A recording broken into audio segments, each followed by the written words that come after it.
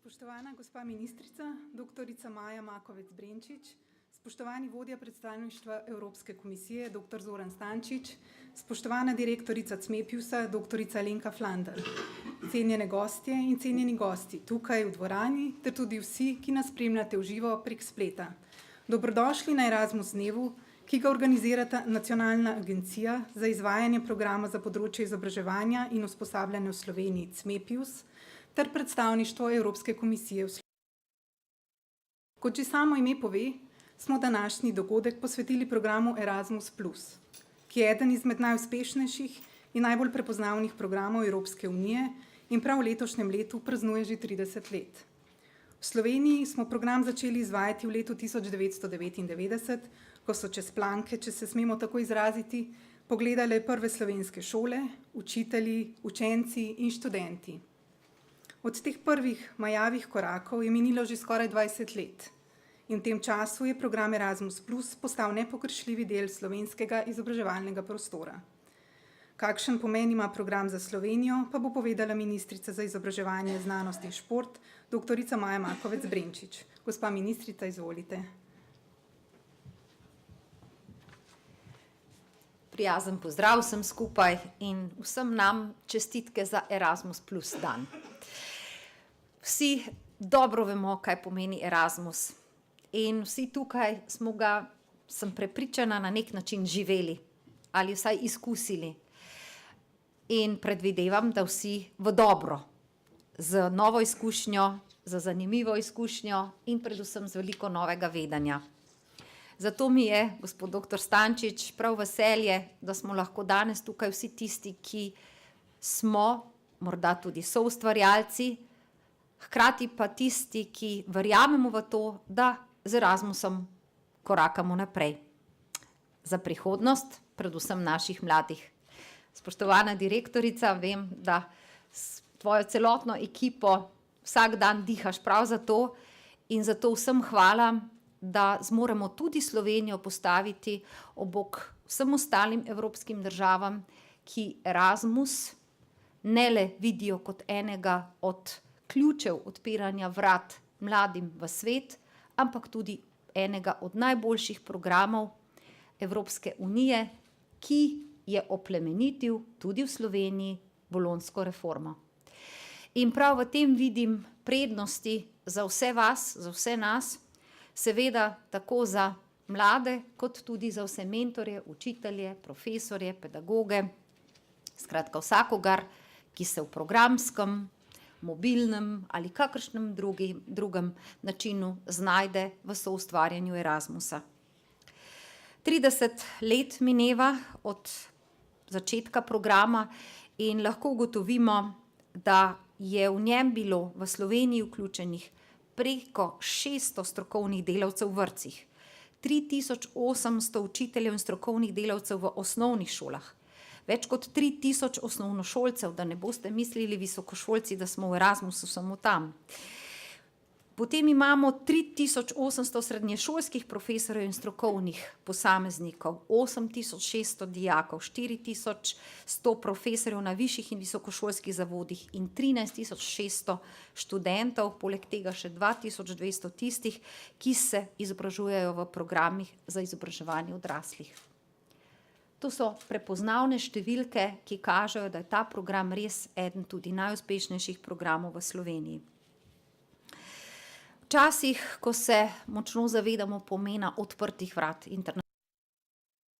pravzaprav živijo globalni duh in dih vsak dan, ko smo vsi vpeti v globalnost, tudi zato, ker nam to tehnologija omogoča, je seveda Erasmus tudi tisti, ki nas znotraj tega še posebej povezuje, pa ne le v Evropi, tudi izven Evrope.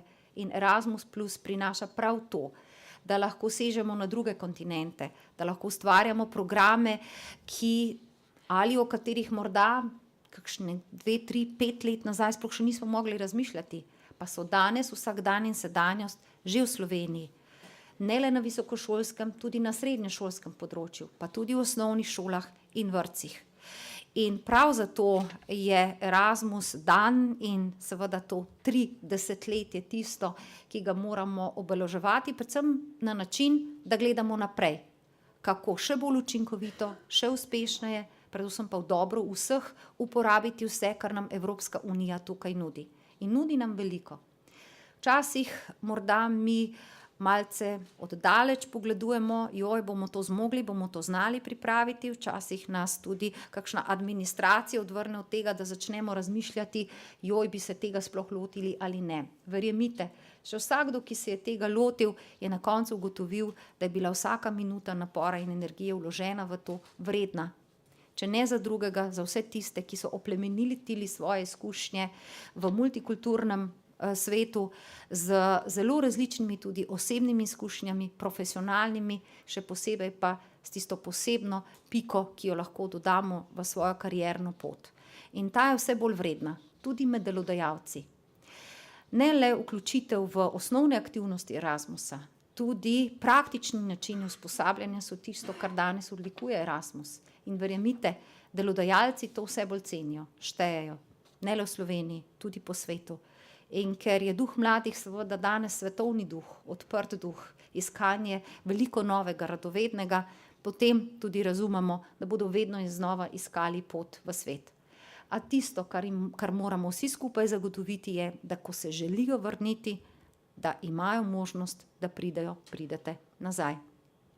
Lahko vam povem, kot ministrica na tem področju, da tudi tega je vse več in da mladi sprašujejo, na kakšen način se lahko nazaj umestijo, bodisi v institucije, bodisi v raziskovalni svet, bodisi kot pedagogi, profesori, bodisi kot raziskovalci. Zato smo na ministrstvu tudi odprli in podprli posebne sheme. Vanje vlagamo v tem trenutku preko 600 000 evrov in porabili jih bomo. Zato spodbudite vse, da oplemenitijo svoja znanja tudi skozi Erasmus, a vendar potem, ko imajo željo, skupaj ustvarimo možnost, da pridejo nazaj. Pa še eno lepo novico imam danes in hvala vsem, ki ste to podprli, so ustvarili, hvala vsem najbolj odgovornim tudi v Sloveniji za to, kajti sredstva so tudi za Erasmus vsako leto vse višja. Če pogledamo samo področje izobraževanja in usposabljanja, smo mu letos namenili 15,5 milijona evrov. Razpis za prihodnje leto res da še ni objavljen, ampak dobra novica je ta, da bomo povečali to vrednost na 18 milijonov evrov in da bomo tako namenili kar 1 milijon evrov več za projekte šol in vrtcev, 1 milijon evrov več za visoko šolstvo, 0,5 milijona evrov več za področje poklicnega in strokovnega izobraževanja, kjer tudi sicer sodelujemo z Evropsko unijo, in pa nekaj več denarja tudi za izobraževanje odraslih. To je tisto, kar smo si želeli in za kar smo se tudi borili za to, da bomo lahko vendarle omogočili še več posameznikom, še več skupinam, več institucijam aktivnost vključenosti v Erasmus+. Učna mobilnost je en del Erasmusa. Zagotovo je največji del Erasmusa pridobivanje vsakovrstnih izkušenj, kjerkoli, s komerkoli. Razumevanje sveta danes rojeva nova strateška partnerstva. Pomembno tudi prispeva k splošnemu razumevanju odprtosti in razvoja družbe in države. In to je ena od pomembnih lekcij na nek način, ki smo jo tudi v Sloveniji doživljali v zadnjih 3 desetletjih. In zato je, če kaj, vredno Erasmus razumeti tudi v naši celotni izobraževalni in raziskovalni vertikali tako, da jo odpira, da jo podpira in da kdaj razblinja tiste meje, ki se zdijo, da so nepremostljive, pa vemo, da so samo v glavah. In če bomo te glave odpirali tako, da bodo znale razumeti spoštovanje, vrednote, različnosti kultur, potem bomo za vse nas in za našo prihodnost naredili največ. Zato še enkrat vsem hvala, ki podpirate tudi na institucijah to, da je kdaj kakšna naporna minuta, ko se kaj izpolnjuje za to, da gremo v postopek pridobivanja virov, predstavljanja programov, iskanja možnosti zaposlitev, iskanja mobilnosti, vendarle vredna naložba za posameznika, za skupine, za institucije in predvsem za otroka, mladostnika. Tako moramo gledati na to. In tudi sama zato podpiram v ključnih strateških ciljih našega ministrstva, da se mora izobraževanje, znanost povezovati ne le z gospodarstvom, ampak znotraj gospodarstva in sicer tudi za svetom. Internacionalizacija, odprtost je tisto, kar, verjemite, nas ne bo omajalo, okrepilo nas bo, čeprav velikokrat mislimo tako. In tudi, ko se pogovarjam z našimi slovenskimi parlamentarci, vidim, da je ta duh že bolje sprejet, ni vedno popolnoma odprt in spoznalen, ampak vendarle mi smo tisti, ki moramo z dobrimi praksami pokazati, da je odprtost predpogoj za to, da bomo tudi mi kot Slovenija, tudi v naši nacionalni samobitnosti rasli še krepkeje in bolje, predvsem pa v duhu časa. Zato naj Erasmus še naprej briše meje, krepi veščine, izboljšuje in dograjuje znanja in predvsem daje veliko, veliko lepih človeških izkušenj. Hvala vam vsem, da to podpirate in vem, da bomo znali korakati skupaj tudi vnaprej z Erasmus+, pa še čim. Hvala.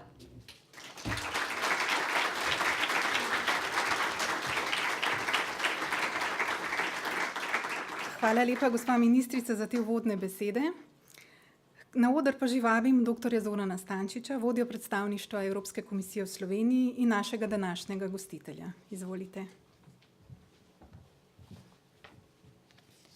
Hvala lepa, spoštovana gospa ministrica, gospa direktorica, gospe in gospodje, veliko veselje mi je, da vas tako pozdravim v hiši Evropske unije na praznovanju 30. rojstnega dne Erasmusa. Na program Erasmus Plus smo lahko upravičeno ponosni, kot je povedala gospa ministrica, ne samo v Sloveniji, ampak tudi širše v Evropski uniji. In prav zaradi tega je prav, da mu ob 30. obletnici posvetimo več prostora. Najprej seveda, torej obletnice so priložnost, da malenkost razmislimo, kje smo, kaj smo dosegli, in tudi na nek način, da se pogovorimo, v katero smer bi želeli iti tudi vnaprej. Seveda so pa obletnice tudi priložnost, da se zahvalimo vsem tistim, ki ste v programu do sedaj sodelovali, in zaradi tega bi najprej želel izreči iskrene zahvale tistim, ki skrbite že od 1999. leta tu v Sloveniji za to, da Erasmus uspešno teče in celo raste. Želim se zahvaliti tudi vsem tistim, ki razvijate projekte mobilnosti, negujete partnerstva, razumete, kako lahko Erasmus širi obzorja, uvaja neke nove novosti in tudi prispeva k razvoju v domačem okolju. Zahvala gre tudi tistim, ki omogočate, da se lahko otroci, dijaki, študenti, mladi, učitelji, strokovno osebje vsako leto odpravijo po novo znanje in novo delovne izkušnje v tujino, obenem pa skrbite, da so tega deležni tudi tujci, ki pridejo k nam v Slovenijo. Ste torej del širše Erasmusove družine, ki danes šteje več kot 9 milijonov oseb. Ste del cele generacije odprtih in podjetnih posameznikov, ki danes sooblikujejo prihodnost naše družbe. Ta številka, ki sem jo omenil, je zelo visoka, še posebno, če pomislimo, da smo prvo leto Erasmusa imeli zgolj 3200 mladih iz samo 11 držav. Medtem se je seveda veliko spremenilo. Danes razširjeni Erasmus Plus omogoča študij, omogoča usposabljanje, prakso, omogoča prostovoljno delo in pa tudi pridobivanje novih izkušenj v tujini. Odprt je tudi do drugih delov sveta, v Erasmus Plus danes sodeluje 33 različnih držav. Erasmus Plus je v primerjavi s prejšnjim programom tudi tesneje povezan s trgom dela, kar je zelo pomembno. Mladim prek neformalnega učenja omogoča, da se pripravijo na trg dela, obenem pa tudi povežejo z drugimi državljani in da jim omogoča tudi, da postanejo aktivni in solidarni državljani. Omogoča izobraževanje ljudi skozi vse življenje, podpira tudi dejavnosti v športnem sektorju. Erasmus Plus je torej naložba v prihodnost ljudi in tudi s tem v prihodnost Evropske unije. Vemo, da Evropa mora postati bolj socialno vključujoča in to je tudi jasno povedal predsednik Evropske komisije v svojem letnem nagovoru o stanju Evropski uniji. Rekel je, da Erasmus Plus bolj vključujoč in dostopen kot na začetku in kar tretjina uporabnikov prihaja iz okolj z manj priložnosti. Erasmus Plus nas dokazano pomaga okrepiti s kompetencami, ki jih potrebujemo v današnji mobilni, prepleteni, večkulturni in tudi vse bolj digitalni družbi. Izobraževanje ljudi, vlaganje v ljudi je ključno, če želimo Evropo ohraniti konkurenčnost, utrditi naše gospodarstvo, ustvarjati nova delovna mesta in tudi ustvarjati bolj prijazno življenje. Tudi s pomočjo Erasmus Plusa lažje in bolj premišljeno uvajamo nujne posodobitve v izobraževanju, inovacije in tudi odprta učna orodja. Prihodnje bo Evropska komisija namenila pozornost temu, da bodo izobraževalni viri in orodja, ki nastajajo v okviru Erasmus Plus projektov, prosto dostopni. Z aplikacijo Erasmus Plus pa se želimo približati tudi mladim digitalnim uporabnikom. Generacijo Erasmus Plus vključujemo tudi v oblikovanje prihodnosti programa, zato smo uvedli spletno zbirališče generacije Erasmus Plus. S tem prek tega spletnega zbirališča lahko mladi kot tudi organizacije sodelujejo v razpravah o prihodnosti tega programa na področju mladine, izobraževanja in usposabljanja in tudi predlagajo različne teme in različne izhodišča za nadaljnje oblikovanje programa. S tem je tudi na nek način potrebno poudariti, da je v tem trenutku malenko še prezgodaj govoriti o prihodnosti programa Erasmus Plus po letu 2020. Iz javne razprave in prvih izsledkov vmesne evalvacije pa vendar izluščamo nekaj možnih smeri. Prvič kaže, da se deležniki strinjajo, naj program ostane celovit in zajame tako formalno kot tudi neformalno izobraževanje skozi vse življenjsko obdobje, saj se prav v tem skriva njegova največja vrednost. Drugič, jasno je, da je še več poudarka v programu potrebno nameniti dostopu za ranljive skupine, za ljudi iz manj razvitih regij, iz socialno šibkejših okolij, tudi na koncu koncev potrebno je posvetiti posebno skrb beguncem in migrantom. Tretjič, treba je ponuditi več priložnosti za mobilnost mladim, ki so udeleženi v poklicnem izobraževanju in v poklicnem usposabljanju. In slednjič, posebno pozornost programu je treba nameniti boju proti ekstremizmom in radikalizaciji, ter tudi za utrjevanje demokracije, človekovih pravic in načel vladavine prava. Predsednik Evropske komisije, gospod Juncker, je v govoru pred Evropskim parlamentom junija letos jasno izrazil željo in načrte, da bi Erasmus resnično postal Erasmus za vse, z ambicioznim povečevanjem proračuna, pa tako pravzaprav vključil vsakega tretjega mladega Evropejca v programe. Torej, danes boste slišali več o učinkih programa na področju izobraževanja in usposabljanja. Pomemben del Erasmusa pa je tudi neformalno učenje, mladinsko delo in tudi razvijanje prostovoljstva. Mlade pomagajo oblikovati v strpne, odprte, aktivne in tudi solidarne Evropejce.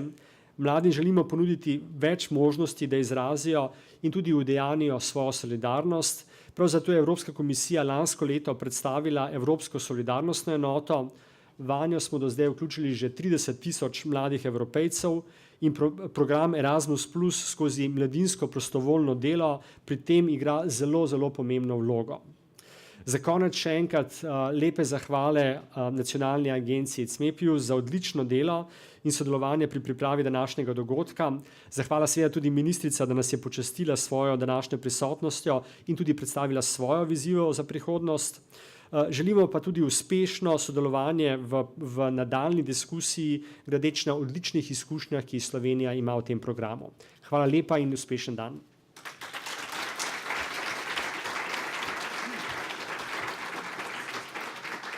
Hvala lepa, gospod Stančič. Zdaj pa bi k besedi povabila doktorico Alenko Flander, direktorico CMEPIUS-a, da nam na kratko pove, kako uspešno je izvajanje programa v Sloveniji. Izvoli.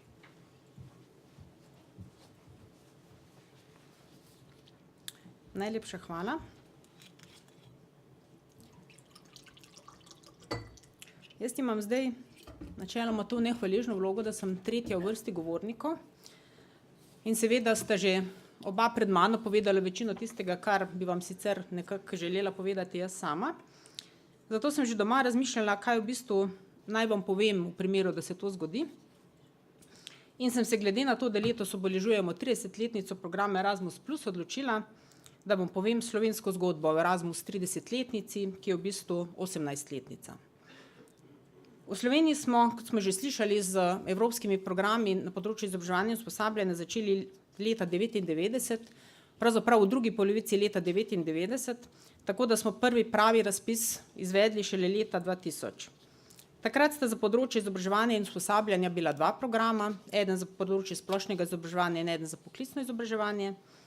Za splošno izobraževanje je bil program Sokrates, ki je imel podprograme, kot so Erasmus za visoko šolstvo, Comenius za šolstvo, za splošno izobraževanje, Lingua za jezike in tako naprej, in pa program Leonardo da Vinci, ki je bil za poklicno izobraževanje. To je bilo tudi obdobje, ko interneta še ni bilo, ko smo imeli v službi za 20 zaposlenih en računalnik, s katerega smo lahko pošiljali elektronsko pošto. Cmepius še ni obstajal, ampak je bila v ta namen ustanovljena na Centru za poklicno izobraževanje služba za programe Evropske unije. To je bil tudi čas, ko smo vodnik iz Evropske komisije dobivali po pošti v tiskani obliki in smo večinoma s prijavitelji in s partnerji v tujini komunicirali prek faksa in občasno tudi telefona. V začetkih smo bili v Sloveniji po ena oseba na en program in v službi za programe v bistvu nas je bilo takrat 6 zaposlenih. In dejansko v bistvu vse, kar si imel pred sabo, si imel tisto tiskane verzije vodnikov in nekih smernic in nobenega ni bilo za vprašati. Mi med sabo, kar smo se pogovarjali, v bistvu so bila pravila tako različna, da se nekako nismo mogli dogovoriti, kaj je zdaj prav, pa kaj je narobe. Tudi v bistvu kontakti, ki smo jih pa lahko uporabljali, so bili pač kolegi iz tujine, ampak tudi do tistih ni bilo zelo preprosto priti, ker interneta pač ni bilo in obstajala en tiskan list seznamov nacionalnih agencij z nekimi telefoni, ki pa pač so bili ažurirani, pač kakor so bili, ker to je bilo treba vse zbrati, pa natisniti in poslati na vse okolje. Tako da izzivov je bilo zelo takih trivialnih, zelo veliko. Jaz sem bila takrat odgovorna za program Leonardo da Vinci in jaz sem bila čisto vzhičena, v bistvu, kaj vse program omogoča. In bolj, ko sem brala te smernice in vodnike, bolj navdušeno sem doma pripovedovala, kaj vse v bistvu se v programu lahko naredi, kaj vse ponuja. In se spomnim, kako me je moj mož, fizik, takrat je bil še moj fant, poslušal in poslušal. In potem je enkrat rekel, a pa to je nekaj taga, da bom jaz prav enkrat lahko enega srečal, ko bo nekaj imel tega prav tako. Ga bom srečal, mu bo lahko dal roko in bo nekaj imel od tega. Ker takrat se je vse zdelo tako idealizirano in dejansko praktično izkušen ni imel nobeden in pač zgleda, da se je slišalo se je zelo utopično, kar sem takrat doma razlagala. No in zdaj, če pogledamo še ne 20 let od takrat, je v programe vključena že večina vseh slovenskih izobraževalnih institucij, tudi institucije z gospodarstva, z nevladnega sektorja. Leta 2000 smo sredstva, ki so bila na voljo, so bila v višini 1,5 milijona in v tem času so se več kot podeseterila, kot smo slišali, jih bo v bistvu v prihodnosti na voljo že 18 milijonov za Slovenijo. In od prvih nekaj institucij, ki smo jih takrat komaj prepričali, zakaj bi sploh v teh programih začele sodelovati, je zdaj vključenih že 3/4 vseh slovenskih osnovnih šol, večina visokošolskih institucij in samo še 3 srednje šole do sedaj niso sodelovali v takih ali drugačnih oblikah naših programov. In predvsem, kakšne premike te projekti mali ali pa malo manj mali delajo v ljudeh in na institucijah. Veste, mednarodno sodelovanje ni obvezno in mednarodno sodelovanje tudi ni cilj, ampak je le ena od oblik, kako priti do nekih drugih ciljev vezanih na kakovost izobraževanja, poučevanja in učenja, razvoja podpornih okolij in še marsikaj drugega. In vanj na to pot se podajo le tisti, ki so radovedni, ki so pogumni in ki upajo in želijo sprememb in premikov. Vztrajajo pa samo najbolj motivirani in vztrajni, ker edini profit, ki ga naši projekti ustvarjajo, ni finančni, ampak je v glavah in v srcih ljudi, v kakovosti njihovega dela, v večji povezanosti kolektiva, učitelja z učenci, osmišljenosti, v še večji motiviranosti. In ne morem vam povedati, kako zelo sem ponosna na vse vas, naše inštitucije, sploh tiste, s katerimi smo že dalj časa na tej naši skupni poti. In na moj tim, na CMEPIUS, ki se z vami prav tako razvija in raste. Ko vidim, kakšen napredek smo skupaj vsi naredili skozi ta leta. Ko smo na začetku želeli samo, da bi se nam kdo sploh prijavil, potem smo se ukvarjali s tem, da bi bili rezultati dobri in zdaj vsi skupaj ugotavljamo, da je samo učinek tisti, ki zagotavlja trajnost, zato da dejansko se projekt ne zaključi s končnim poročilom in potem nikoli več nihče ne vzame tistega priročnika ali pa zgoščenke iz police. In take okrogle obletnice so kot nalašč, da se ozremo malo nazaj in sploh opazimo vso prehojeno pot. Ko vidimo, kako so s pomočjo naših programov nekatere majhne, podeželske institucije zrasle v mednarodno povezane, prepoznavne partnerje, z visoko motiviranimi učitelji in z veliko zagnanostjo in številnimi idejami. Ker veste, za vse te, ki so bili zagnani in motivirani in so verjeli v premike in so imeli tudi podporo v vodstvu, teh niso ovirali ne učni načrti s predpisanimi vsebinami in ne pravilniki o preverjanju in ocenjevanju znanja. Vse so znali smiselno povezati v eno skupno celoto. Neprecenljivo je videti žar v očeh dijakov, ki so doma zaradi svoje socialne stiske stigmatizirani, v tujini pa verjetno prvič v okolju kot eden med enakimi, ko lahko brez zadržkov pokažejo svoje vrline, želje in talente in se vrnejo nazaj kot prerojeni.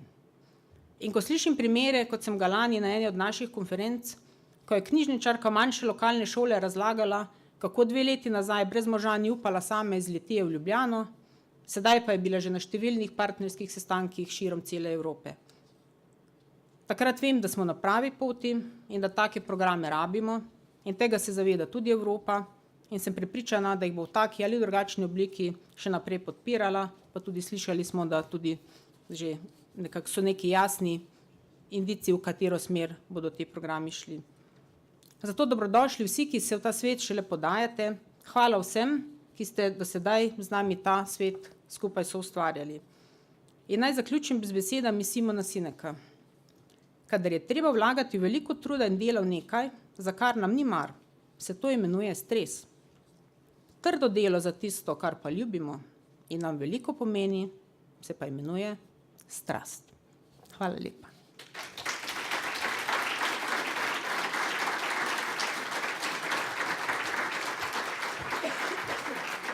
Hvala lepa, Alenka. Sledi osrednji del današnjega dogodka in sicer predstavitev izsledkov vmesne evalvacije učinkov programa Erasmus+ za področje izobraževanja in usposabljanja, ki jo bo predstavila doktorica Eva Klemenčič. Gospa Klemenčič, izvolite. Najlepša hvala za predstavitev in seveda za vašo udeležbo. Jaz bom skušala predstaviti to, če se navežem samo trenutek.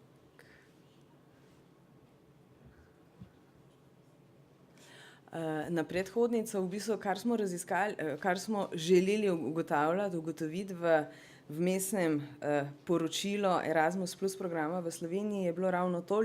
Vedeli smo, da ljudje se srečujejo, želeli smo pa poiskati učinke, na katerih področjih ima kdo kaj od tega. Jaz sem bila odgovorna za področje vzgoje in izobraževanja, za različne ravni, za različne sektorje, zato bom predstavila danes tudi samo področje vzgoje in izobraževanja. Kolega je delal raziskavo na področju mladine.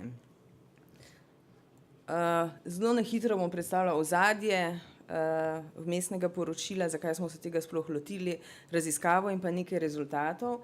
Rezultati bodo omejeni zgolj na vpliv na profesionalni razvoj, najlepša hvala, in pa vpliv na institucije. Premalo je časa, da bi v 30 minutah v bistvu predstavila vse rezultate, ki so se tekom raziskave pokazali. Samo ozadje evalvacije je bilo zahteva, bom rekla, ali pa prošnja Evropske komisije, kjer vse države zaprosila, da naredijo v svoji državi evalvacijo, in sicer na ravni institucij in pa na ravni sistema vzgoje in izobraževanja. V našem primeru, konkretno v Sloveniji, in sicer kakšne učinke ima Erasmus+ oziroma je imel od leta 2014 naprej pa mogoče že, ker so želeli tudi dolgoročnejše učinke, ne, pogledali smo malce tudi že predhodni program, predvsem jih je zanimala sicer sistemska in institucionalna raven, zaradi možnosti velikega pretakanja učinkov tudi na individualni ravni smo se lotili tudi tega. Ne. Mi vsi delamo na področju izobraževanja, vzgoje in izobraževanja, vemo, da če se nek učinek pokaže pri nas, ne vem, recimo učiteljih konkretno, ne, se bo po vsej verjetnosti ali pa vsej želimo si, to pričakujemo, pokazal tudi kje drugje. Ne. Bodi si pri drugih učiteljih, na ravni institucije, torej, bodi si pri učencih. V samem evalvaciji ali pa vmesnem poročilu Erasmus Plus v Sloveniji smo želeli preveriti uspešnost programa, učinkovitost, relevantnost, koherentnost, komplementarnost, evropsko dodano vrednost in pa trajnost. Raziskave smo se lotili, raziskava je imela 2 dela, in sicer kvalitativni del in pa kvantitativni del. Kvantitativni del so predstavljali različni vprašalniki, predvsem za vodstva institucij po različnih ravneh. Vključeni so bili vrtci, osnovne, srednje šole, področje ali pa raven visokošolskega izobraževanja in pa izobraževanja odraslih. Skratka, po celotni vertikali vzgoje in izobraževanja.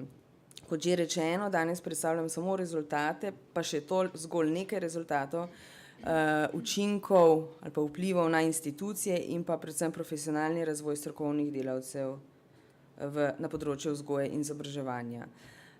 Vprašalniki so bili izjemno dolgi, izjemno obsežni, kar nam je omogočalo v bistvu, da smo spraševali zelo veliko stvari v vprašalnikih, ki so seveda bili anonimni, kar nam je potem tudi pri sami analizi omogočalo, da ne poročamo zgolj po posameznih vprašanjih oziroma odgovorih, ampak da smo lahko določene, mi temu rečemo, variable ali pa spremenljivke združevali v neke koncepte višjega reda. Ne. Čisto konkretno tudi v indekse oziroma slovensko se temu reče kazalnike. Zdaj pred vami so neki osnovni rezultati kazalnika poučevanja in profesionalnega razvoja. Kasneje vam bom pokazala, kaj smo vključevali v ta kazalnik, mogoče zgolj za ta uvodni del.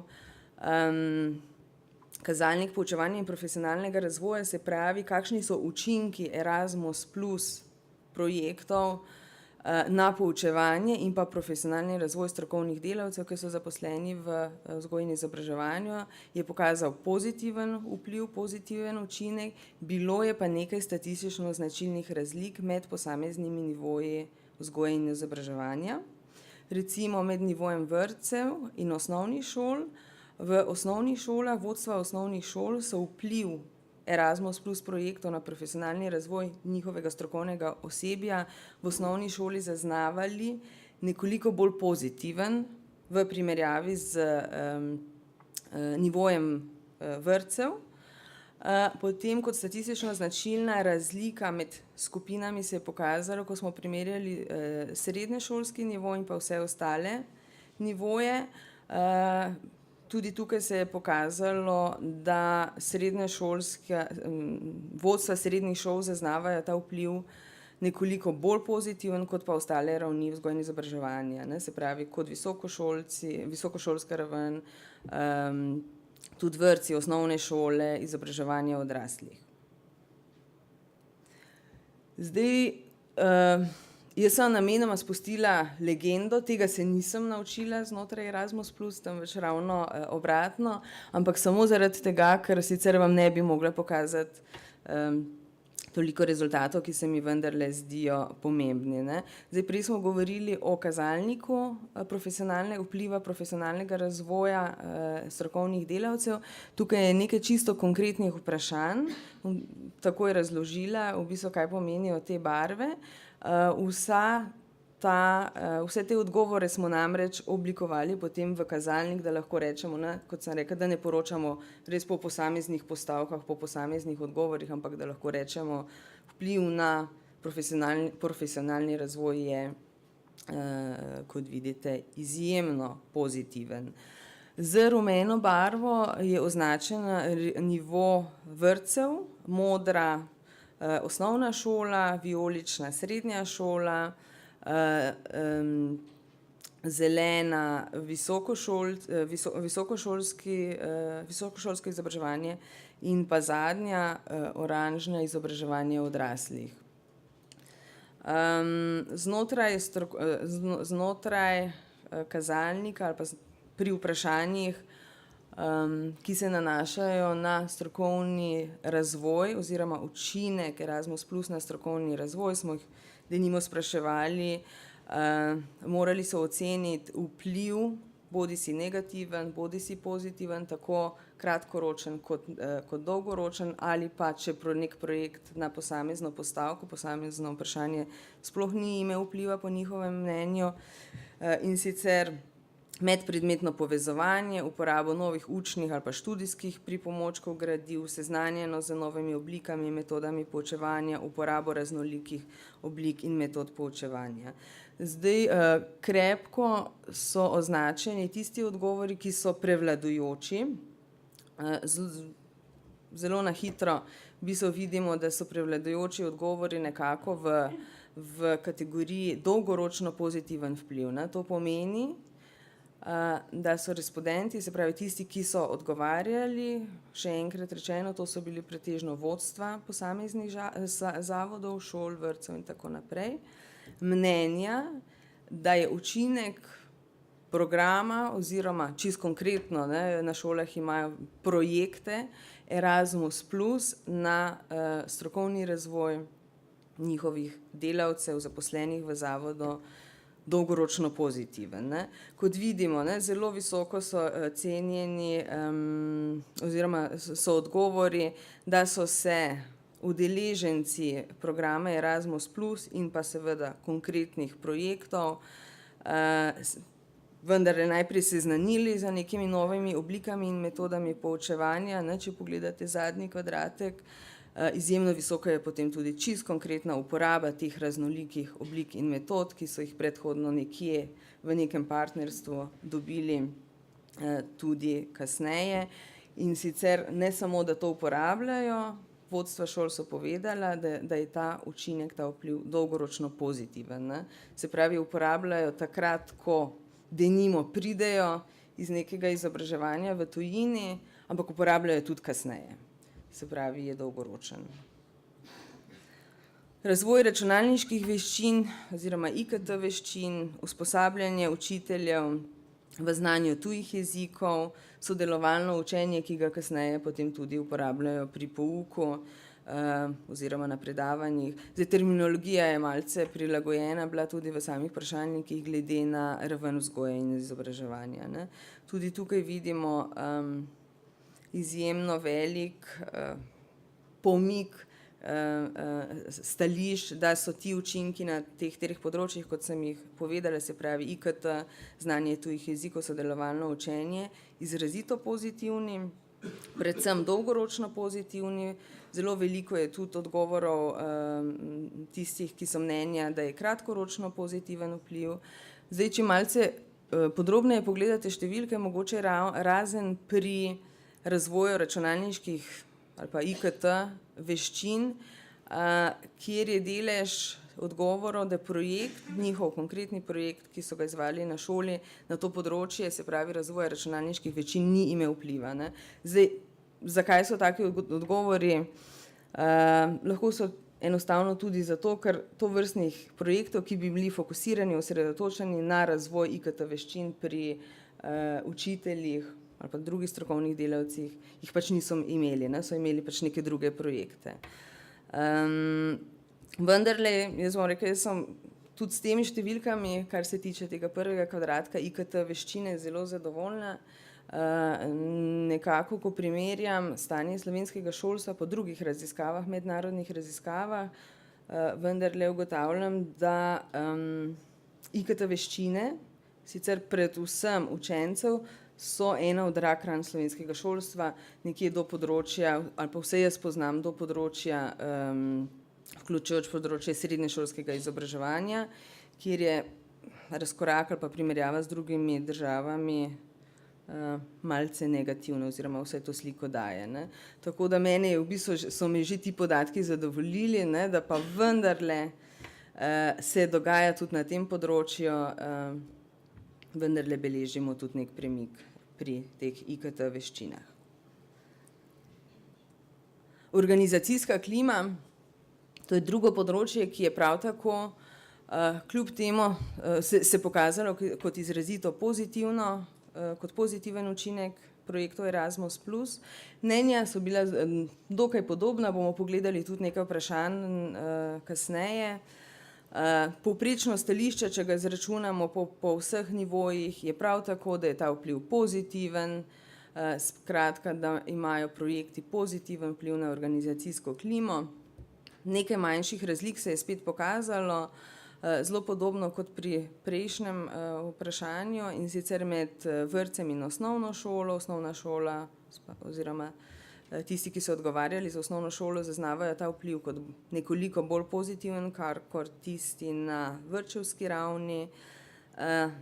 Enako kot pri profesionalnem razvoju, srednja šola se posebej izpostavlja kot tista, kjer še nekoliko bolj zaznavajo ta vpliv kot pozitiven v primerjavi z ostalimi ravnmi, ampak zdaj boste takoj videli, da tudi vsi ostali izražajo oziroma njihova stališča so izrazito pozitivna.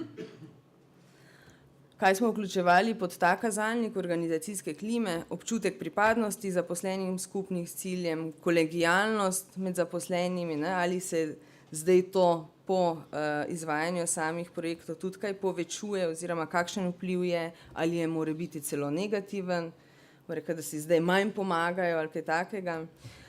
Sodelovanje med pedagoškimi delavci in vodstvom, seznanjenost ravnatelja z tem, kaj delajo njegovi pedagoški delavci, dialog med zaposlenimi, sodelovanje in usklajevanje, tukaj predvsem vezano na projektno delo in pa mednarodno sodelovanje. Ne. Če se vrnem, tudi tukaj v bistvu zelo hitro vidimo, da je ta vpliv tudi pri posameznih sprejemljivkah, ko smo jih merili, pomaknjen na pozitivno stran, bodisi dolgoročno pozitiven vpliv, kjer je dejansko največji delež stališč, bodisi kratkoročno pozitiven vpliv, ne. Tudi tukaj imamo od 20 do 40, v enem primeru celo 60% teh, ko smo jih spraševali, to meni. Zadovoljni smo lahko tudi z mnenji, z stališči, in sicer, če pogledamo to srednjo kolono, projekt ni imel vpliva, ne, ti deleži so izredno majhni, od 4 do 26%, da bi pa imeli kratkoročno negativen vpliv ali pa celo dolgoročno negativen vpliv, ne, da bi se to dolgoročno negativno odrazilo v organizacijski klimi samih organizacij. Zdaj, če pogledamo dolgoročno negativen vpliv, tega dejansko ni bilo zaznati, se pravi, nihče ne meni, da ima to na organizacijsko klimo dolgoročno negativen vpliv. Tudi samo v 3 primerih imamo kratkoročno negativen vpliv. Ne. Te postavke sem že prej pokazala, recimo, če pogledamo dialog med zaposlenimi, prej smo jih spraševali o kolegialnosti, zdaj o dialogu. Ne.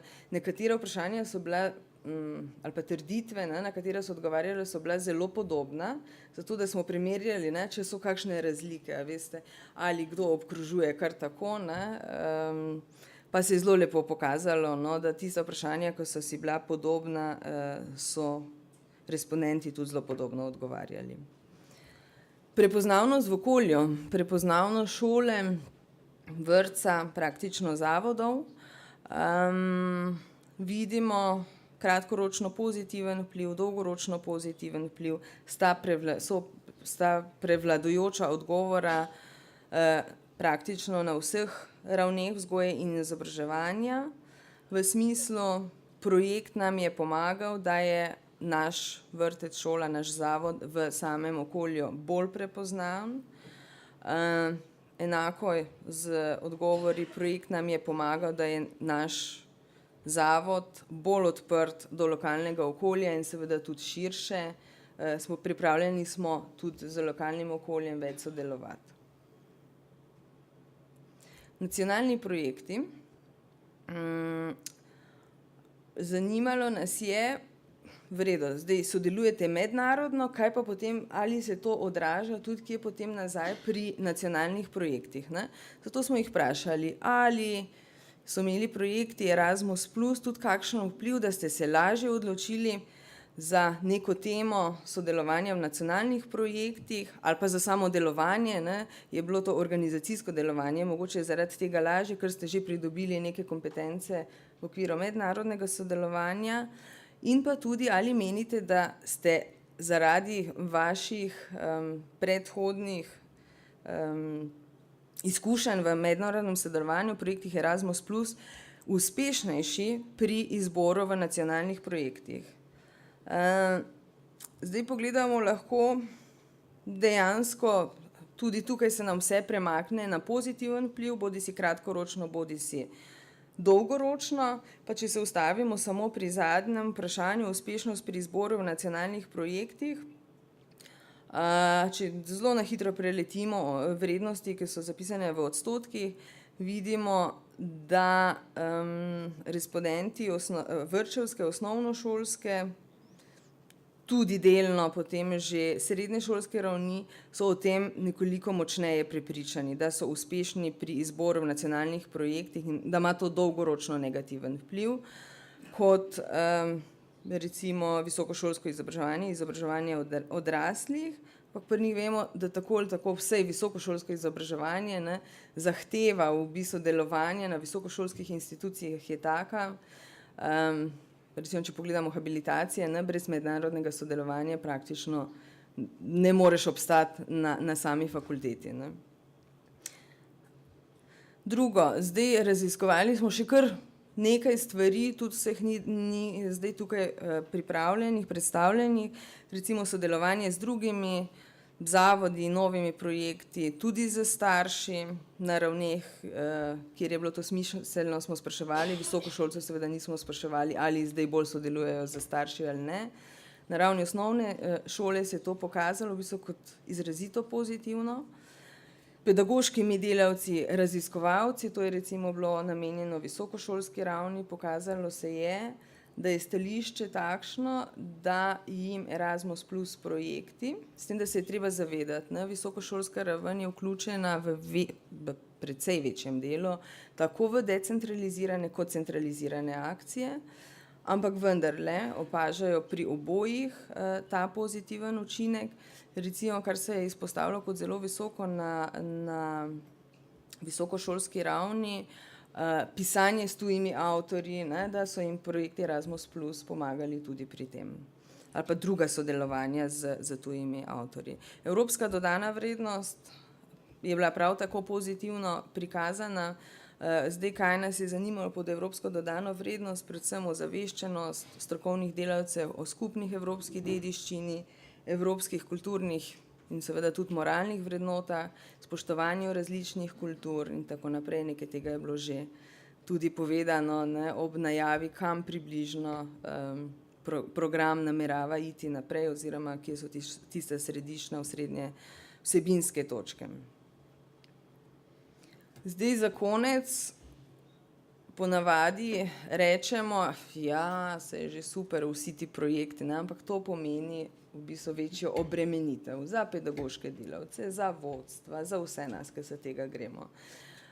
V samem vprašalniku smo jih tudi vprašali potem in bi vam rada to predstavila za konec, in sicer vprašali smo jih, kakšen je po vašem mnenju vpliv Erasmus Plus na obremenitev pedagoških delavcev, učiteljev, izobraževalcev odraslih in vseh ostalih. Spet vidimo negativen vpliv, projekt ni imel vpliva, kratkoročno pozitiven vpliv. vidimo, da predvsem pri prvih 3 ravneh področja vzgoje in izobraževanja, se pravi od vrtca, osnovna šola in pa srednja šola, zaznavajo izrazito pozitiven vpliv.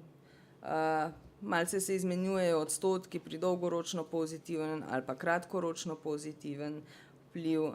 Nekaj takih je v bistvu, ki zaradi projekta ne le, da so stališča takšna, da je ta vpliv negativen, se pravi nekaj slabega ali pa pozitiven, nekaj dobrega, ne? Nekaj je tudi takih, ki pri svoji obremenjenosti z tem delom, ki ga dejansko imajo v teh zavodih, zaradi tega niso opazili nobene razlike, se pravi, niso ne bolj, ne manj obremenjeni zaradi tega, ne.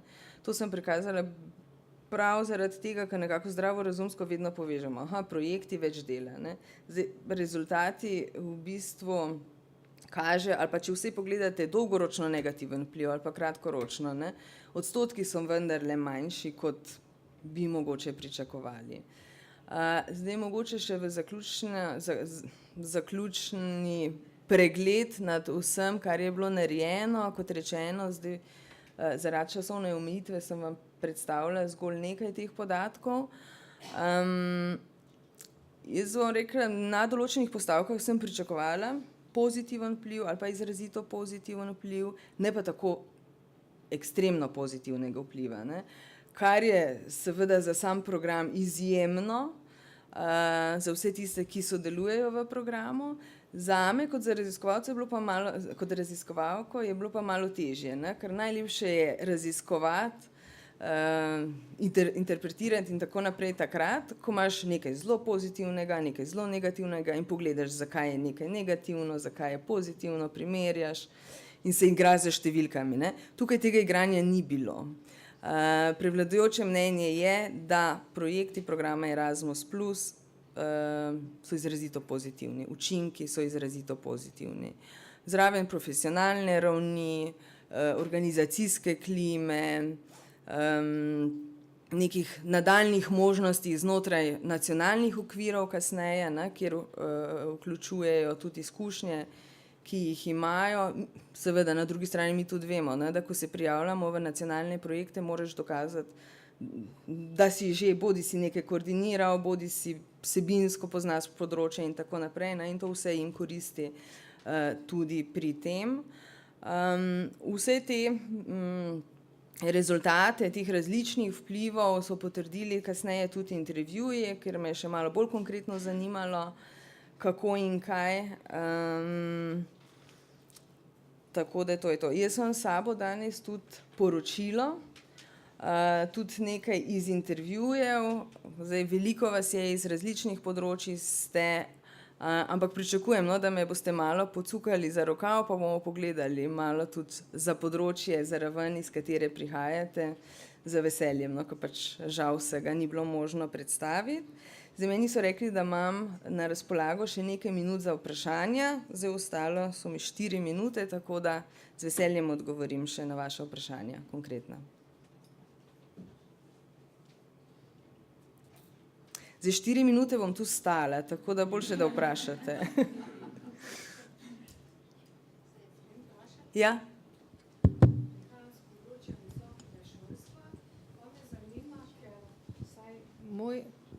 Ne rabim, no. Lep pozdrav vsem. Prihajam iz področja visokega šolstva, pa kakor sem jaz dobila en tak prvi vtis, no, zelo na hitro, se mi zdi, da na področju visokega šolstva Erasmus ni najbolj na špici, no, ali kako bi rekla. Je bolj srednja šola, recimo, ne. Se kaže tisti izrazito res pozitiven vpliv. Pa me zanima, imate za področje visokega šolstva, ste izoblikovali kakšne, ne vem, ideje, predloge, kako bi to še popravili, recimo? Ja, v bistvu to, kar sem dobila iz parih intervjujev visokošolske ravni, so izpostavljali, mogoče ne smem govoriti, so izpostavljali jezik kot problematičen, ampak jezik v Sloveniji, ne. Ko smo se recimo pogovarjali o internacionalizaciji, so rekli, da bi recimo da je slovenska zakonodaja v veliki meri omejuje pri tem, da bi lahko več poučevali, recimo konkretno v angleškem jeziku se pač, kar je do neke mere tudi logično, izpostavljajo, pa zdaj ne morejo. Ne? Tudi če imajo neke tuje študente, v bistvu bi jih večkrat raje dali skupaj skupino tujih študentov za skupino naših študentov, ne? In recimo povedali so, da to je tista evropska dodana vrednost. To je bil en tak primer. Drugače pri visokošolski ravni je treba vendarle malce razlikovati kot za vsemi ostalimi ravnmi. Visokošolska raven se javlja ali pa se prijavlja v ekstremno veliki meri tudi na centralizirane akcije. To so tiste akcije, ko se prijavite, konkretno izpolnite prijavnico in jo pošljete v Bruselj in nacionalna agencija s tem dejansko nima ničesar. Ne. To, kar opažam že zadnja 3 leta na programu Jean Monnet, ko pogledamo v bistvu po vseh državah, ko se prijavijo, ne, število prijav, Slovenija je vedno na 2., 3., 4. mestu. Ne, zraven Rusije, zraven ZDA, zraven Nemčije, Italije in tako naprej. Kar je izjemno, glede na število oziroma majhnost Slovenije v primerjavi z temi državami, ki sem jih naštela. Zdaj, to ima seveda nek vzrok je vendarle verjetno drugje, po moje tudi pri financiranju. Tako da, kar se tiče visokošolske ravni, oni so odgovarjali za oboje. Za te akcije, ki se vodijo znotraj Slovenije in za te akcije, ki se vodijo znotraj Evropske unije, Evropske komisije. Prav tako, tako kot sem že prej rekla, v bistvu ne smemo pozabiti, da morebiti oni ne vidijo tako izjemno visokega napredka, čeprav je treba priznati, da pri večini teh posameznih postavk ni bilo statistično značilnih razlik med posameznimi skupinami. Nekaj malega recimo v odstotkih se vidi, ampak ko smo pa to preverjali, ali sta ti dve skupini, recimo visokošolci pa odrasli, res razlikujeta po tem, kar menite, se pa pokazalo, da ne, da samo procenti dejansko to kažejo. No, želela sem še to povedati, da visokošolci vendarle s to vrstnim delom že imajo dolgoletne izkušnje, ne, za temi programi in tako naprej. Tudi večkrat, jaz rečem, smo prisiljeni iskati za samo delovanje ali pa za samo raziskovanje, če se na to omejim, zunaj nacionalnih meja in mislim, da se to tudi odraža tukaj. Ampak kot rečeno, v večini primerov ni statistično značilnih razlik, kljub temu, da so procenti malce drugačni. Hvala. Prosim. Ja? Maja Mihelič, Debeljak. Jaz sem imela 2 sklopa vprašanj. Hvala lepa za to predstavitev. Mene pa zanima, mogoče bi se kar navezala na to, kar je gospa že spraševala. Glede na to izpovedanega, jaz vidim, da vpliv je. Se pravi, da učinki programa na posameznike, na institucije so večji, manjši, kar bi mene zanimalo, pa ne vem, verjetno to imate v sami raziskavi, je kakšen je ta vpliv na posameznika. In zdaj, ko ste govorili recimo o visokem šolstvu, pa ste govorili o Jean Monnet, po centraliziranih projektih, mene zanima, verjetno imate veliko informacij o tem, kakšen je pa to vpliv na posameznika. Ne? Mi smo vendarle v 20 letih prišli iz tistih nekaj študentov, ki grejo na mobilnost, na večje količine. Ne? Kako ta množičnost vpliva na sistem? Gotovo so tukaj premiki, tako pri posameznikih, pa ne samo na visokem šolstvu, ampak tudi na srednjem šolstvu, tudi na osnovnem, verjetno teh posameznikov, ki so vključeni v aktivnosti, kakšen je vpliv programa na njihov osebnostni razvoj, na razvoj njihovih posameznih ključnih kompetenc in kako to vpliva na sistem, na spremembe v sistemu, se pravi na šoli, pa tudi na izobraževalnem sistemu. A so tukaj kakšni premiki? Mene bi recimo to zanimalo. To je ena stvar. Druga stvar, ki bi vas povprašala, je pa omenila ste en tak negativen razkorak v IKT veščinah v primerjavi z drugimi državami, pa me zanima, na katere raziskave se nanaša ta vaša izjava, oziroma če lahko malo več o tem. Hvala lepa. Hvala. Zdaj, če vam kaj pozabila odgovoriti, me kar prosim pobarajte.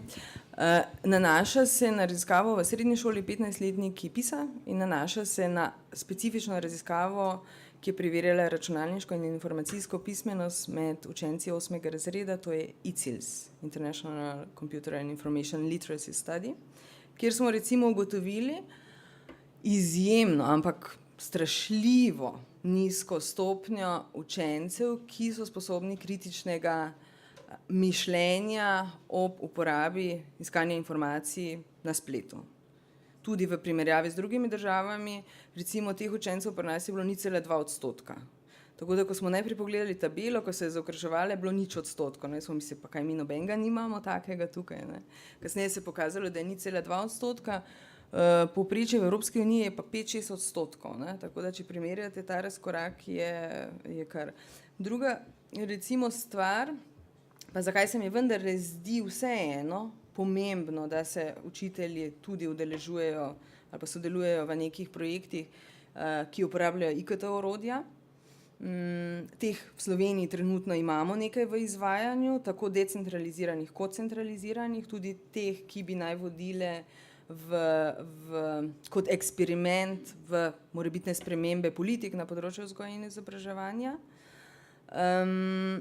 Slovenski učenci, spet osnovnošolci, 8. razred, to so približno stari 14 let pa pol, so zelo suvereni v tistih nalogah, ki zahtevajo neko reprodukcijo zgolj.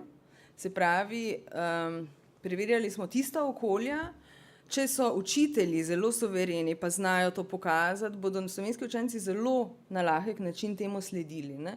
Ko pridemo pa do te stopnje, ko pa morajo sami poiskati rešitve ali pa poti do teh rešitev in tako naprej, je pa stanje v bistvu zelo kritično. Ne? Tako da meni se vseeno zdi to, da se slovenski učitelji, pedagoški delavci, kdorkoli, ne, na področju vzgoje in izobraževanja udeležuje tovrstnih projektov v nekem odstotku ali pa v nekem deležu se bo to vendarle preneslo tudi potem na učence. Ne. Prvo vprašanje dejansko je bilo pa vezano bolj na visokošolsko raven ali na vse. Okay. Imam kar nekaj teh podatkov, v bistvu za vse ravni, mogoče celo nekoliko več za visokošolsko raven. Ne znam povedati posameznih procentov ali pa po vseh teh postavkah, ampak ta vpliv je bil zelo podobno kot vsem ostalim, pri vseh ostalih stvarih, med kratkoročno pozitivnim in dolgoročno pozitivnim. Tudi na osebni razvoj, ne, socialne kompetence, recimo take stvari smo spraševali in se je pokazalo zelo enako, ne, pa podobno. No. Lahko pa pogledava potem, če vas čisto kaj konkretno zanima, po teh postavkah med odmorom, ne, imamo pol ure. Lahko. Moje ime je Darje Stojan, sem pa sicer podjetnik, pa ženih 39 let, torej iz čistega gospodarstva, Združenja delodajalcev, sicer pa v volonterskem času, ker pogosto skačem mene 2-3 na mesec v Bruselj, tako da v Evropski ekonomsko-socialni odbor. Poznam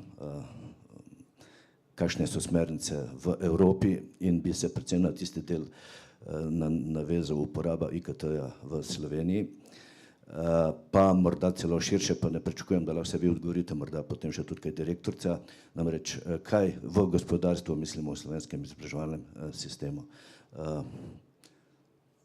Ni tako uspešno, kot verjetno pedagogi mislite. Namreč to se kaže ta trenutek, ko v podjetništvo, v gospodarstvo ne dobimo ustreznega kadra. Niti tistega, ki zaključi šolo, posebej je pa dramatično, ko govorimo o tisti, ki so že na trgu dela, pa nimajo znanj. Mislim, enkrat se bomo morali s tem spoprijazniti. Glede na to, da se pa samo ukvarjam že celo življenje s tehnologijo, je pa seveda posebej boleče v tem delu, kako so naši na trgu dela digitalno nepismeni. Celo gospodarstvo pa seveda gre v tej smeri. In mi smo povsem nepripravljeni. In tu ima Slovenija en velik handicap in ne vem, kako ga bomo nadoknadili. In seveda jaz neskončno verjamem projekt CEPMUS, torej Erasmus+, ki ga CEPMUS pač izvaja, in vse oblike, ki bi pripomogle k drugačnemu razmerju na trgu dela, predvsem v smeri veščin, kar se digitalne pismenosti tiče. Tule slučajno, pa tukaj mi ne gospod Zoran Stančič ne zameri, če preskočil v Bruselj, pa uporabo študijo OECD-ja, ki je za mene relevantna. Tukaj pokaže ogledalo res, kako smo slabi. A to imaš ti pijak? Ne, to je ta zadnja strategija spretnosti OECD za leto 2017. Resnično, to bi priporočil, da na ministrstvo resno preštudirate, delodajalskih organizacijah, seveda o tem veliko govorimo, zaradi tega, ker razmere ta trenutek kažejo na to, da smo pred zidom, kako naprej, kadra ustreznega ni, imamo pa priložnosti. In to je seveda velika škoda za celo državo. Torej, če pogledate to poročilo, kaže predvsem na to, da spretnosti manjkajo na celi horizontali, da posebej pa ne govorimo o uporabi IKT-ja, ki ga v šolstvo, že to, kar ste vi povedala iz ankete, dovolj ne znamo predstaviti. In tu morda še eno točko, jaz se prečujem, ker sem malo daljši, še nekaj bi posebej izpostavil, to, kar je gospod Zoran lepo omenil. Ministrica je pa tu pozabila, ob tem, da je neskončno velika njena zasluga, oziroma ministrstva, da smo pred 3 tedni v Sloveniji gostili kongres odprtih učnih virov, UNESCO, mislim, da je bilo več kot 120 držav, ogromno ministrov z drugih držav, Evropski komisar za edukacijo in tako naprej, in je pokazal slovenskemu šolstvu, kako sodobno učenje izgleda. To je seveda vse na bazi IKT-ja, ampak odprti učni viri veliko pripomorejo tudi fizičnem nadoknadijo fizične izlete v tujino, proti katerim mislim neč, da se razumemo. Ampak edukacija danes izgleda na povsem drugačen način, kot je bilo pred 5 leti, 10 leti, 20 leti in predvsem drugače, kot jo v Sloveniji ta trenutek izvajamo. In res moj apel ministrstvo in CMEPIUS-u, skratka vsem institucijam, ki upravljate to pomembno delo izobraževanja, potreba bo povsem drugače razmišljati. Samo to. Hvala. Hvala. To mislim, da se vsi zavedamo razne strokovne ali pa podporne institucije, ki sodelujemo z ministrstvom. Mogoče, če lahko na hitro samo za to študijo odgovorim, skills study je to. To zagotovo na ministrstvo poznajo, ker so morali sodelovati. Pa ne samo ministrstvo za šolstvo, tudi ministrstvo za gospodarstvo, za delo in tako naprej. Skupaj so to pripravljali, mislim, da interpretirali podatke v sodelovanju z OECD. Vem, da so se dobivali in vem, da se še bodo dobivali. Zdaj, kako konkretno pa to poteka, več odgovorov nimam. Kar se IKT-ja tiče, ja, mislim, da se to vsi zavedamo na različnih področjih. Je pa res, da niso vsi projekti res fokusirani samo na IKT. Ne? Zdaj druga, mogoče pa ne bom rekla težava, ampak izziv so slovenske prioritete. Ne? Kje, kako vsebinsko izbrati slovenske prioritete, kdo naj jih izbere in tako naprej. Tako da to, kar govorite, jaz mislim, da je še vedno možnost, da to postane ena od slovenskih prioritet in to se bo verjetno tudi potem kaj poznalo pri samih projektih, ne? Če bi to recimo bilo izpostavljeno kot prioriteta. Ne? Zagotovo, jaz sem zdaj samo eno rak rano omenila, ne? Zagotovo je še kaka.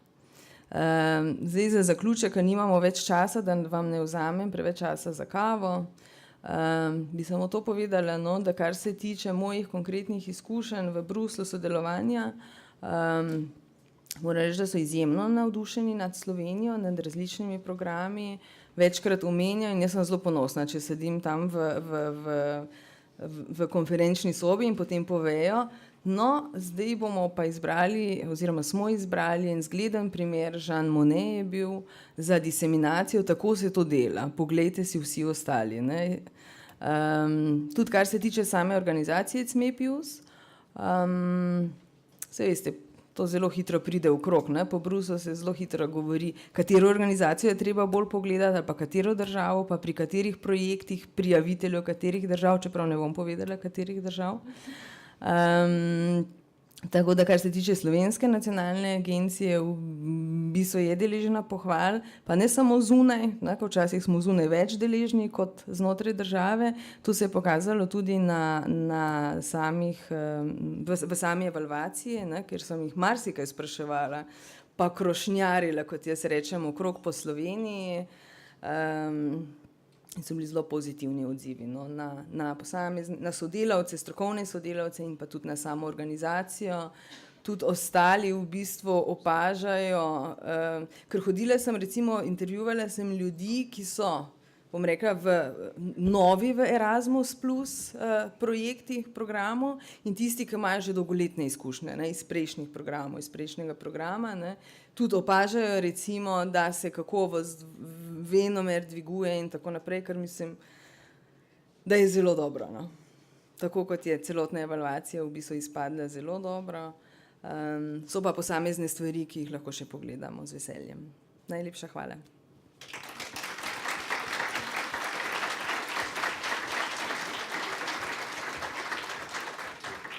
Hvala lepa za to izčrpno predstavitev. Da so učinki mednarodnega sodelovanja v programu resnično nezanemarljivi in pozitivni, pa nam bodo povedali naši naslednji gostje. Predstavniki slovenskih organizacij, ki že dolgo leta uspešno sodelujejo v programu, se skupaj z njim tudi razvijajo in smo jih prepoznali kot odlično prakso. Kot prvo bi na oder povabila gospo Majdo Vehovec, ravnateljico Osnovne šole Šenčur. Izvolite. Dober dan, lepo pozdravljeni. Morda tokrat moj pogled oziroma moja predstavitev se v bistvu v resnici navezuje na vse tisto, kar so predhodniki pred menoj že povedali.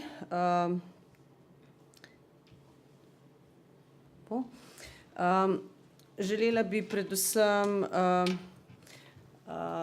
na dveh segmentih to mojo predstavitev na kratko predstaviti. Prvi segment je, zakaj smo se odločili za te projekte, drugi segment pa naj bi bil, kakšen je učinek teh projektov na naši šoli.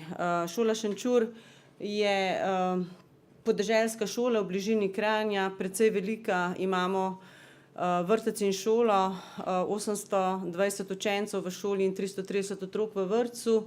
V projektu sodelujemo že od leta 2004. Najprej nismo bili prav uspešni pri prijavi, potem smo se tega naučili, zdaj to znamo, lahko tudi malo podelimo kakšno izkušnjo. Sodelujemo v letošnjem letu, pa že v lanskem, kar v dveh projektih, v K1 in v K2. In sicer bi zdaj mogoče šla kar skozi fotografije, ki sem jih pripravila, zakaj smo se pravzaprav odločili za projekte. Prvi izziv nam je bilo vsekakor, tudi naša šola to zmore. In prvi projekt je bil zares uspešen, kar nekaj popolnoma novih stvari za nas, za naše okolje smo v tem prvem projektu vzpostavili, med drugim tudi mednarodni tabor. Šlo je za mednarodni tabor na Poljskem, kjer smo sodelovali vse 3 države udeleženke, Litva, Poljska in Slovenija smo bili v prvem projektu. In ta naša inovacija, za našo šolo inovacija, mednarodni tabori, zdaj sodelujejo dolgoročno, ne v okviru posameznih projektov, ki jih izvajamo, ampak jih na 2 leti izvajamo izven vseh projektov kot neka nadstandardna ponudba. In moram reči, da so zelo, zelo dobro obiskani, zadovoljni udeleženci, tako učitelji kot učenci, čeprav zagotovo tukaj velja tisto, vložek učiteljev v to je izjemno velik. Kljub vsemu pa smo se v letošnjem letu, v našem zadnjem projektu odločili za mednarodni tabor v Bohinju, ta pa je v okviru projekta, in prav v nedeljo potujemo s 5 učenci v Bolgarijo, kjer bo tudi mednarodni tabor za zaključek projekta K2. Education Plus smo ga poimenovali. Tukaj le gre predvsem za to, da se učenci med seboj družijo, da nastajajo projekti na malce drugačen način, da se učijo medpredmetno, medkulturno, sami, to je tisto, kar pravzaprav mislim, da želimo vsi poudarjati. Učence je treba naučiti reševati probleme. In tukaj je pač nekaj utrinkov z tega tabora. Tabora se je v Bohinju lanskoletnega septembra udeležilo 40 učencev, po 10 učencev iz vsake države in pa seveda učitelji. Pouk je potekal v angleščini, suvereno, tudi naši učenci zelo suvereno.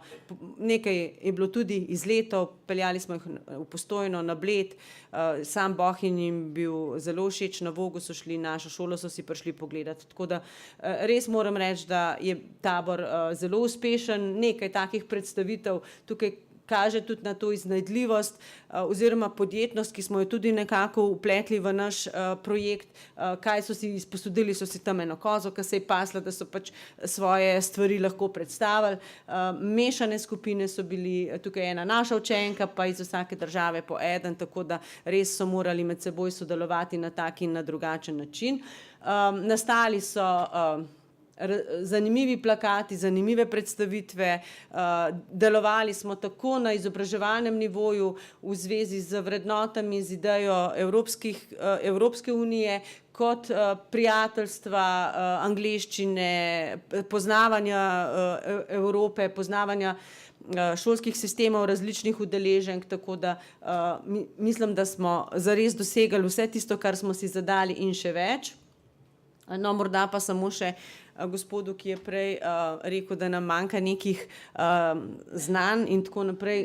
Tukaj je pa slika naše šole in sicer imamo na šoli Erasmus plus kotiček in tole, kar tukaj vidite, je iz palet izdelana sedežna garnitura, na kateri sedijo učenci. Tako da nismo v projekt Erasmus plus privabili samo učitelje, ampak tudi hišnike, ki so skupaj z učenci tole izdelali. Tako da 3 učiteljice smo pa potem skupaj z učenci tudi zašile blazine, tako da je pravzaprav res vse naše delo. No in moram reči, da se učenci v tem kotičku z veseljem zadržujejo. Zelo na kratko o tem, kako pravzaprav, zakaj smo se za to odločili, mislim, da ni treba več razlagati, zato ker ugotavljamo, da nam projekti prinašajo nov pogled na izobraževanje, da dajo možnost učencev, mogoče tudi, bom rekla, primestne podeželske šole, ki nekako ni bila vajena mednarodnega sodelovanja, no pa zdaj pravzaprav tudi naša okolica, tako lokalna kot tudi širše nas prepoznava tudi potem na tem področju. Zdaj pa morda samo še kakšni so učinki. Vem, da si vse lahko preberete, morda bi izpostavila samo nekaj glavnih. Učinke sem razdelila na 4 segmente, na učeče se pa so tukaj mišljeni zraven tudi učitelji, v okviru vseživljenjskega učenja, na profesionalni razvoj učitelja, na organizacijo in pa na celoten sistem. Mislim, da vsi učeči največ pridobivamo na področju medkulturnih in jezikovnih kompetenc, zato ker verjamemo, da tisto, kar lahko naučimo, privzgojimo, dodamo otrokom, učencem, se še kako reflektira tudi v odraslih. Predvsem gre tukaj le za razumevanje medkulturnosti, kajti okolje, v katerem smo, temu ni najbolj naklonjeno, saj verjetno vsi veste, o čem govorim, in zato smo tudi v lanskem letu vzpostavili projekt K1 s kulturo do medkulturnosti. Nekako je cilj tega in sicer je naš cilj, da v projektu K1 poskušamo preko ankete, ki smo jo izvedli, smo ugotovili, kaj je tisto, kar nam nekako najbolj manjka. Učenci so na to temo napisali nekaj kratkih zgodbic o medkulturnosti, o odnosih med ljudmi. Eno od njih, najboljša po mnenju nekaj učiteljic, ki so to pregledale, smo dramatizirali, postavili na oder in jo zaigrali za celotno šolo in tudi za širšo javnost. No, seveda tudi razvijanje pozitivnega odnosa do evropskega državljanstva in do evropskih vrednot je nekaj, kar nam pravzaprav veliko pomeni. Predvsem pa razvijanje nekega ustvarjalnega, prijateljskega, sodelovalnega vzdušja tako med učitelji, tehničnim osebjem in učenci in seveda preko učencev, starši in z lokalno skupnostjo. No, tudi na zaposlene menim, da imajo ti projekti velik vpliv, predvsem nam nekako omogočajo bolje razumeti izobraževalne politike drugih držav in če iz vsake potegnemo samo eno stvar, ki jo lahko na nek način apliciramo, vnesemo v naše dogajanje, menim, da smo pridobili veliko. Včasih pa veliko pomeni tudi to, da se zavemo, kako dobro opremljeno šolo imamo in kako dober sistem proti vsem ostalim imamo, na tak ali na drugačen način. Seveda imajo možnosti zaposlenih tudi pri zavedanju nujnosti spreminjanja učnih praks, to mislim, da je tisto, kar ste tudi vi o tem govorili. Zavedamo se, da je učne prakse treba spreminjati, da nam nekako zadeve, da je treba slediti napredku, da je treba spremljati, kaj je pravzaprav novega in to vnašati v svoje delo. Sami veste, da vsi v tako velikem kolektivu, kot je naš, ne morejo biti neposredno vpeti v sam projekt Erasmus, ampak preko pedagoških konferenc, preko takih dogodkov, kulturnih ali pa mogoče objave v šolskem glasilu, morda tudi, ne vem, mogoče današnjega moje predstavitve tukaj, so pravzaprav vsi vpeti v to in postaja učeča se organizacija res tisto, kar naj bi bila. No, potem organizacija, kot sem rekla, izboljšanje problematike medsebojnih odnosov po vertikali in po horizontali, se pravi drugačen odnos do učencev, mentoriranje njihovega dela, spodbujanje pri različnih, ne samo projektu Erasmus, ampak tudi pri vseh ostalih različnih projektih, kar je bilo tudi danes že povedano. Na tem področju naj omenim tudi izboljšanje učnih rezultatov, večja potreba potem, da učenci se učijo jezika, da prepoznavajo pomen vsebin, ki jih pri vsakem projektu poudarjamo. Seveda tudi pestrost razširjenega programa, to sem že omenila, naše tabore, ki jih na 2 leti izvajamo in povabimo tako učence 8. in 9. razreda, da lahko enkrat v teku šolanja sodelujejo, pa seveda razvijanje sodelovalnih odnosov in pozitivnega vzdušja v organizaciji. No, za sam sistem pa se mi zdi najbolj pomembno, da razumemo in prepoznamo različne prakse v evropskem prostoru. Predvsem, kot sem rekla, izmenjava dobrih praks, saj veste, tudi če gre za izmenjavo učencev, se srečajo tudi učitelji, smo prisotni pri pouku, pogledamo, kako na šoli delujejo, kaj nam imajo dobrega za pokazati in to so tiste stvari, ki jih res lahko potem na tak ali na drugačen način prenesemo tudi v domače okolje, vsaj kot ideja ali pa morda kot modificirana različica vsega tega. Predvsem pa si želimo, to je pa ta zadnja postavka, da v okviru projekta K1, K2 nastanejo tudi didaktična gradiva in pa za nas, za našo šolo in seveda tudi širše in pa predstavitev dobrih praks za širšo javnost.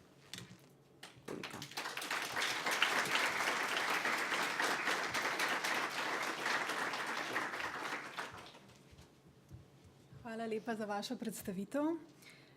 Zdaj pa bi k besedi povabila gospo Anjo Golec iz Mednarodne pisarne na Filozofski fakulteti Univerze v Ljubljani.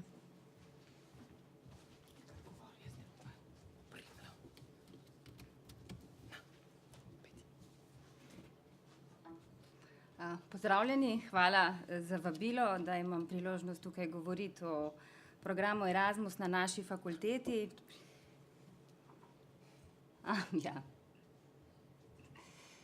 Tudi jaz sem pa nesla pravzaprav le par, kaj bi rekla, utrinkov, tako kot moja predhodnica. Tako, da boste videli pravzaprav ta vrvež, ki ga Erasmus je prinesel na našo fakulteto. Jaz sama sem na Filozofski fakulteti že od leta 2000, ko se je sama fakulteta pridružila programu. Osredotočila se bom bolj na segment mobilnosti študentov in profesorjev, tudi strokovnega osebja. Sicer fakulteta sodeluje tudi v projektih v programu Erasmus. Fakulteta je že pred letom 2000 sodelovala v drugih programih, kot so CEPUS. Študentje so odhajali v tujino tudi v okviru programa meddržavnih štipendij, vendar so bili to redki posamezniki. Po pravici povedano, ne vem, če se je univerza, posledično tudi naša fakulteta, v teh začetnih letih zavedala, kakšne velike spremembe bo prinesel program Erasmus. O tem, da bomo sodelovali, pa na univerzi in fakulteti nikoli ni bilo dileme.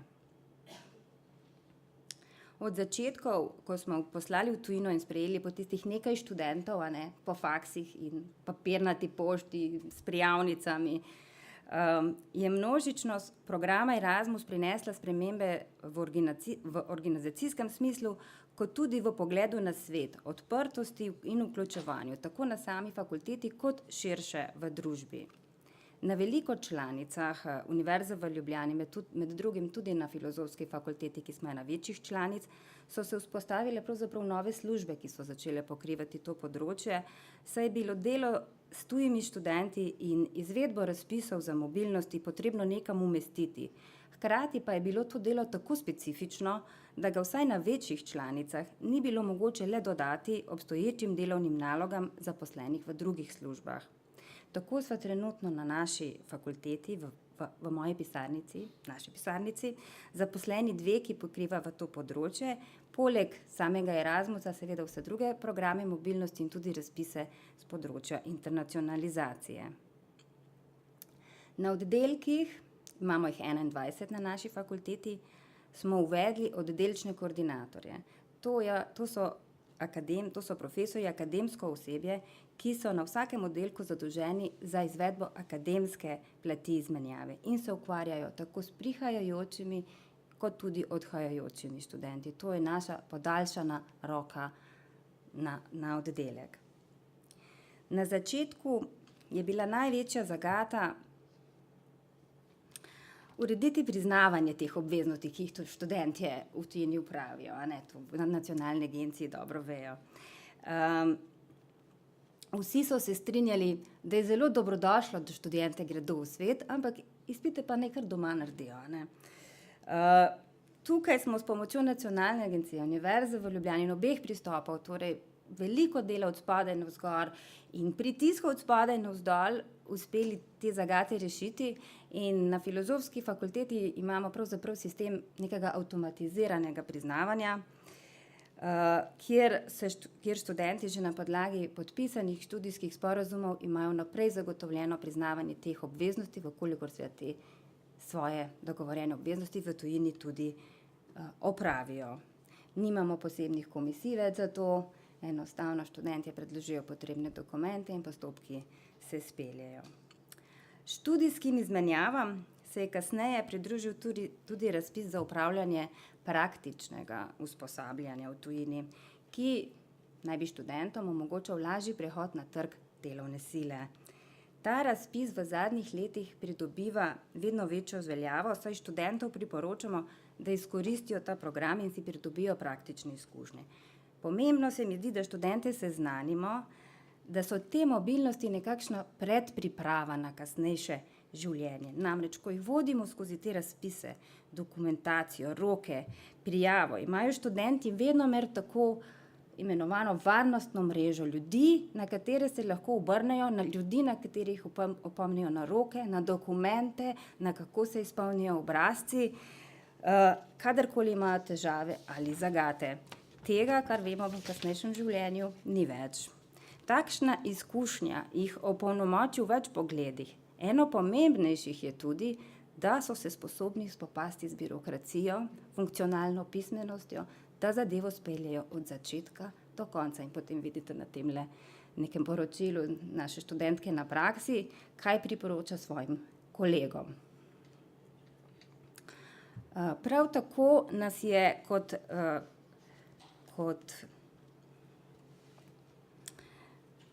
visokošolsko ustanovo spremenila množičnost prihoda tujih študentov. Zanje smo razvili poseben segment tutorstva, se pravi naše študente, ki so postali tutorji za tuje študente, ki jih na delavnicah usposobimo, da so pomoč pri sprejemu tujih študentov. Jih seznanijo z našo institucijo, ustrojem dela in zanje pripravljajo tudi obštudijski program, kot so razne ekskurzije, filmski večeri, ogledi mesta in podobno. Tujim študentom smo prilagodili tudi študentsko informatiko, ki smo jo morali prevesti v angleški jezik, da so jo lahko seveda začeli uporabljati. Kolegi knjižničari zanje pripravljajo posebne brošure, da se znajdejo v svetu strokovne literature in vseh dostopnih medijev. In kolegi iz pedagoške enote za šport jih vključujejo v svoje rekreativne in akreditirane športne aktivnosti. In seveda profesorji, ki prilagajajo izvedbo svojih predmetov študentom na izmenjavi. Na začetku, ko njihov prihod še ni bil tako množičen, je bilo velikokrat, to so oni od mednarodne pisarne. No, sedaj so to vsi naši študentje, vsi zaposleni se srečujemo z njimi. Sprva seveda se srečamo z njimi mi v mednarodnih pisarnah, vendar tudi zaposleni v oddelčnih tajniških knjižnicah, tudi v računovodstvu in seveda profesorji v predavalnicah. In nič nenavadnega, nič na hodnikih filozofske fakultete slišimo portugalščino, poljščino, nemščino in seveda angleščino. Mobilnost je spremenila tudi ustroj delovanja. Omogočila je hitrejši prehod na bolonjske programe, prevedbo programov v ECTS točke, pravilnike, visokošolsko informatiko, ki se je prilagodila izvajanju razpisov, poročanju in vpisu tujih študentov. Omogočila je tudi lažjo izvedbo skupnih diplom s tujimi univerzami. S pomočjo Erasmusa se spreminja tudi naš akademski svet. Profesori iz naše fakultete res množično koristijo ta program, prijavi se je pravzaprav 15% vseh zaposlenih v pedagoškem procesu in izkoristijo ta program za obisk in izvedbo predavanj pri svojih kolegih v tujini, s katerimi imamo postavljeno sodelovanje. Prav tako tuje profesorje množično gostimo pri domačih predavanjih. Gostovanja tujih profesorjev so pomemben del strategije tako imenovane internacionalizacije doma, saj omogočajo tudi nemobilnim študentom stik s tujimi profesorji in marsikaterega študenta tudi nagovorijo h kasnejši prijavi. V zadnjih letih, ko so se nekoliko povečala sredstva, tudi za ta segment spodbujamo tudi strokovne sodelavce, podporno osebje iz različnih služb znotraj filozofske fakultete, da se udeležijo izobraževanja v tujini. Kajti mednarodna so postala vsa področja našega dela in zelo pomembno je, da imajo vsi zaposleni možnost izobraževati se. Tako smo v tujino na izobraževanje ali obisk kolegov že poslali kolege iz računovodstva, znanstvenega inštituta, bibliotekarje, sodelavce iz tajništev in kadrovske službe. Za zaposlene smo s pomočjo Erasmusa tudi organizirali izobraževanja prilagojena njihovim potrebam, kot je na primer tečaj angleškega jezika za posamezne segmente zaposlenih. Filozofska fakulteta sodeluje tudi v programu Erasmus plus neevropska kreditna mobilnost.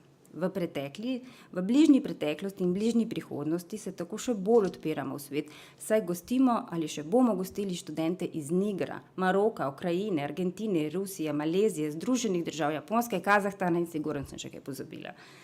To vrstne izvedbe mobilnosti zahtevajo veliko več osebnega angažmaja, tako strani profesorjev, ki imajo stike, kot strani podpornega strokovnega osebja. Če povzamem, včasih bi si kot vodja mednarodne pisarne na naših fakulteti želela, da bi se kakšne spremembe zgodile hitreje, a univerza in fakulteta kot njen sestavni člen je velika ladja, ki počasi spreminja svoj kurs. Ko pa se ozrem nazaj na 17 let, vidim, da nas je Erasmus kot institucijo zelo spremenil, naredil bolj odprto, bolj vpeto v mednarodno okolje, bolj vključujočo, bolj prevetreno. Erasmus pa ne vpliva le na našo fakulteto ali univerzo, temveč tudi širše. Tuji študentje niso le obiskovalci, turisti v našem mestu ali državi, temveč so začasni prebivalci, ki prinašajo v naše mesto novo, drugačno energijo. Tu se začne pa že zgodba, ki je tudi širša od fakultete. Vidite, tukaj so naši študenti na ogledu ujeli tudi našega župana. kot sem rekla, tu se začne pa že druga zgodba, tudi širša od fakultete. Saj njihova množičnost prinaša tudi nove izzive. V tem letu vidimo, da imajo kar nekaj problemov z iskanjem nastanitev. Ker za nas, ki delamo s končnimi uporabniki, v narekovajih, Erasmusa, to nikoli niso le številke. To so vedno ljudje, študenti in profesorji s svojimi imeni in priimki. Hvala.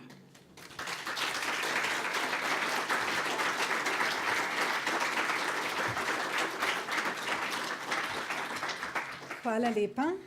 Naša zadnja današnja gostja pa je direktorica Šolskega centra Postojna, gospa Helena Posega-Dolenc.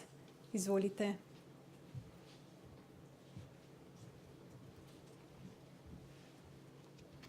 No in lep dan, dober dan tudi v mojem imenu. Prihajam iz srednje šole, Šolskega centra Postojna. Šolo z različnimi programi, splošnim izobraževanjem, strokovnimi šolami, strojništvom, se pravi z dislocirano enoto, ker imamo tehnike računalništva, ekonomsko področje in tudi z višjo strokovno šolo, ker imamo študente v različnih programih strojništva, gozdarstva in lovstva in tudi ekonomsko področje. Torej prvo vprašanje, kaj nas je usmerilo na to mednarodno pot, na kateri korakamo od leta 2007, sprva s takimi negotovimi koraki, prvo leto ob pomoči sosednje šole, no od takrat pa samostojno, ob veliki pomoči kolegi s CMEPIUS-a, moram poudariti, in izredno pomembni vlogi koordinatorja na šoli, kar se mi zdi, da je tudi izredno pomembna srečna roka, da najdemo na šoli izredno dobrega koordinatorja, je bilo pravzaprav tisto, kar smo si napisali v poslanstvu in v viziji naše šole. Torej, napisali smo, da želimo dijakom ponuditi splošno in strokovno znanje, širino duha in fleksibilnost, da bodo našli svoje mesto in vlogo v slovenskem in širšem evropskem prostoru. Potem smo napisali, da vzgojno-izobraževalni proces izvajamo tako, da krepimo dijakovo razvojno moč. Želimo postati regijski srednješolski center z bogato ponudbo srednješolskih programov za mladino in odrasle, ker poudarjamo, da je potrebno na strokovnem področju tesno sodelovanje z gospodarstvom. Napisali smo, da želimo čim večjo izbirnost, poudarili smo inovativnost, ki naj odpira nova obzorja, fleksibilnost, ki bo omogočila prilagajanje na spremembe, ki nas čakajo v okolju. Poudarili smo konkurenčnost posameznika in poudarili smo, da želimo dijakom in zaposlenim dati možnost osebnega in strokovnega razvoja ter aktivnega sodelovanja pri oblikovanju okolja, v katerem živimo. To smo si napisali v vizijo in poslanstvo in potem po korakih poskušali peljati zadevo v pravo smer. Torej, prvi koraki so bili negotovi. Najprej smo, bomo rekli, pripravili mobilnost za naše dijake, to so bili še tisti prejšnji programi, predvsem na področju praktičnega usposabljanja pri delodajalcih, to je bil naš fokus. Naš fokus so bili dijaki in njihov vstop na trg dela in njihova konkurenčna prednost, če bodo tja prišli z mednarodno izkušnjo. Postopno smo dodajali ekonomskim tehnikom različne programe, najprej so bili to potem tehniki računalništva, strojni tehniki. Naj poudarim, da smo tudi na višješolskem področju uspeli z mobilnostjo naših študentov. Zelo sem zadovoljna, da smo uspeli na poklicnem nivoju omogočiti našim dijakom, to so programi v 3-letnih programih, da dobijo tudi to mednarodno izkušnjo. Toda, ko so se naši dijaki vračali iz tujine, zdaj bom gospoda malo izvala, smo dobili pravzaprav eno tako povratno informacijo, kaj vse naši oziroma njihovi kolegi v tujini vidijo, kakšni so pogoji šolanja tam, kakšne so usmeritve. In to je bil tudi, hvala lepa, to je bil tudi eden od razlogov, da smo začeli snovati en tak projekt, ki smo ga ob sodelovanju z lokalnim gospodarstvom pripravili v smislu izmenjave, bomo rekli, praks z našimi delodajalci. Ta projekt je bil snovan nekje v letu 2012, nekaj takega. V tujino, na Finsko, smo peljali nekaj naših delodajalcev, tudi jaz kot ravnateljica sem se udeležila te mobilnosti in smo skupaj videli kar nekaj dobrih praks v tujini, obiskali delodajalce, obiskali seveda tudi pogoje, v katerih so naši, bomo rekli, srednješolci, kolegi delali. In moram reči, da je bila ta izkušnja izredno pomembna tudi za delodajalce, kajti pravzaprav tudi na ta način so dobili povratno informacijo, kako, na kakšen način peljejo praktično usposabljanje, dvig kompetenc v tujini. Verjamem, da vsi naši delodajalci prav gotovo nimajo tako bogatih izkušenj, kot jih ima gospod, ki nam je to svojo zgodbo nekako predstavil. Torej, počasi, po korakih smo seveda z vključevanjem različnih deležnikov, bom rekla, uspeli tako v lokalnem gospodarstvu kot širše tudi predstaviti pomen poklicnega, strokovnega izobraževanja, dvigovanje kompetenc ob sodelovanju lokalnega gospodarstva, lokalne skupnosti, tudi Ministrstva za gospodarstvo smo in seveda našega ministrstva smo v zadnjih 2 letih uspeli z postavitvijo, dograditvijo šolskih delavnic, postavitvijo izobraževalnega centra sodobnih tehnologij. Zadeva ni enostavna za financiranje, gospod, torej, ko pogledamo na, bomo rekli, bom govorila o lastni izkušnji, ko pogledamo pravzaprav pogoje, na katerih se usposabljajo dijaki v tujini, pa včasih pogledamo, kaj imamo v naših delavnicah, ko govorim zlasti za področje strojništva, ki vemo, da je investicijsko izredno zahtevno, je to velik razkorak. Torej, uspeli smo nekako dejansko pridobiti to sodobno opremo, tudi center smo poimenovali izobraževalni center sodobnih tehnologij, za res vrhunsko opremo in zdaj le korakamo v tisto smer, ki jo je gospod omenil, se pravi, poskušali bomo dvigati kompetence naših dijakov, študentov, ki bodo vstopali na trg dela. Istočasno pa se mi zdi izredno velika pomembnost vpetost gospodarstva, kajti brez tesnega sodelovanja pravzaprav velikih korakov naprej ne bomo naredili. Težko rečem, da je samo ta projekt tisti, ki je pripomogel k pač vsem tistim korakom, ki smo jih želeli ali pa smo jih naredili. Vsekakor je pa pozitivno, da smo tudi na ta način približali mogoče ta mednaroden ali pa drugačen šolski prostor tudi našim delodajalcem in je potem tale komunikacija z njimi mogoče malo drugačna, mogoče tudi malo bolj razumejo, kako šolniki, tako kot je rekla gospa pred nami, počasi korakamo v tisti veliki ladji k skupnemu cilju. Hvala lepa.